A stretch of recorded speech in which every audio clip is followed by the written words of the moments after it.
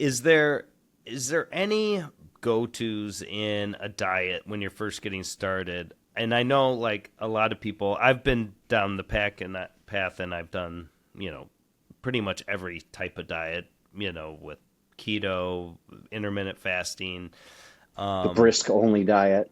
the brisket only diet is really good one. Yeah.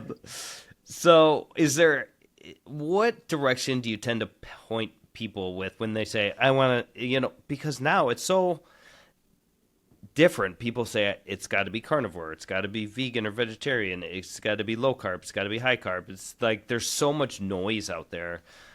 What's something to kind of get people to understand and point them in the right direction?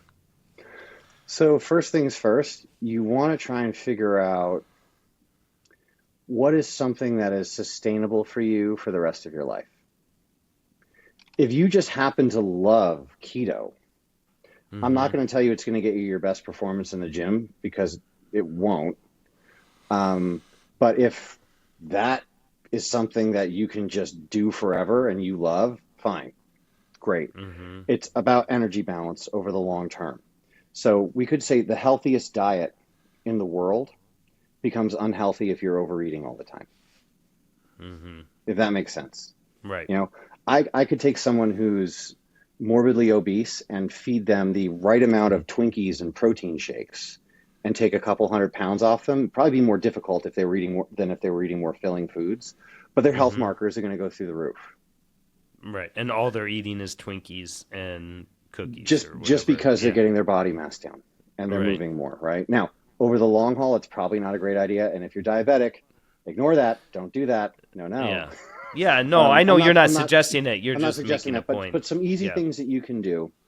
If you drink a lot of your calories, if you're putting a lot of cream and sugar in your coffee, if you're drinking a lot of juice, milk, and even protein shakes, I would say, unless you're having difficulty getting in enough protein, getting the liquid calories out and eating solid food for those calories is going to help you stay more full. Switching to leaner portions of protein, that's the leaner cuts of meat. That's not the dark meat chicken with the skin, that's the breast. That's switching to the sea bass over the farm-raised salmon, although a little salmon every once in a while is not a bad thing. It's going to the filet mignon instead of the New York strip. It's little moves like that. It's low-fat or non-fat cottage cheese or dairy. These things are going to allow you to have larger volumes of food with fewer calories. If we're moving away from the protein side of things, instead of having a fruit juice, eat the fruit. Right. Seriously. I think the biggest thing that I've been doing since we've been working together is the non-fat Greek yogurt with berries, and I use a little bit of non-nutritive sweetener, and I love it. Call it what it is, Duce. It's sucralose. It's sucralose. I was trying to be. I thought that's what you gym bros call it, non-nutritive sweetener. Non-nutritive sweetener, yeah. And there's some. I know there are certain controversies over those non-nutritive sweeteners. It's the same thing that makes your Diet Coke sweet, right? I mean, right. And again, you don't have to use them if you don't want to. And actually, if you're having difficulty losing weight, making food less palatable is another thing you could do. Taking out the seasoning makes it a lot harder to finish your meal. Plain non-fat yogurt without any non-nutritive sweetener in it is a lot harder to finish than sweet, delicious yogurt. Frankly, if you're struggling, that's another thing you could do. Just make your food slightly less delicious. Yeah. You're not going to want to go back for another bite.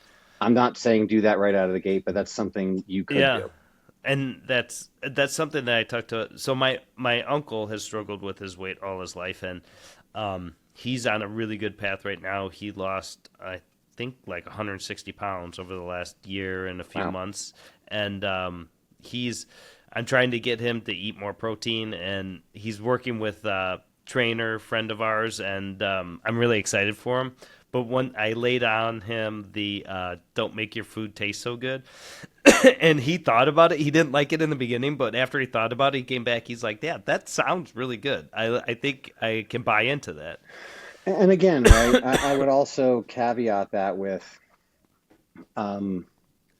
there are levels that you can take this to, and sustainability is my favorite level. If you need to lose 100 pounds, but doing what's required to lose that weight causes you to keep yo-yoing back up. But you can sustainably lose 40 pounds. Do what's sustainable. That's the biggest thing. It's consistently winning over time with things that you can hold on to. I think that's the biggest one. Because again, going back to the whole GLP-1 agonists issue, everyone's got to be crazy to think that people that are going on those drugs haven't tried dieting before, generally many times, and many have lost weight and a lot of weight and then put it back on. That's almost everybody. So to say that they're not trying is absolutely ridiculous. And this is the thing that can finally help them win, and stay in the win column. The one thing I would say is that when people use these drugs, the hope that I have, and we work with our clients here in New York, and some abroad, but I know you're not using these, the same rules that apply to longevity as far as getting moving, lifting weights, that kind of thing, that still should apply when you're using these. What they do is they turn the dial down on your hunger, so it should make it easier for you to make the good choices that were more difficult before. Right. That should be the overarching goal for your best health and your best life is, okay, how do I go from inactive and with a poor diet, right, and maybe not very much muscle in my body, pretty weak, not a very strong heart and lungs. How do I use this tool to help kickstart and then maintain moving into that way of life in a way that's more manageable for me so that I can have more enjoyment of the rest of my life? That would be my main message with those. Ideally. Yeah. Right. Yeah. That makes a lot of sense.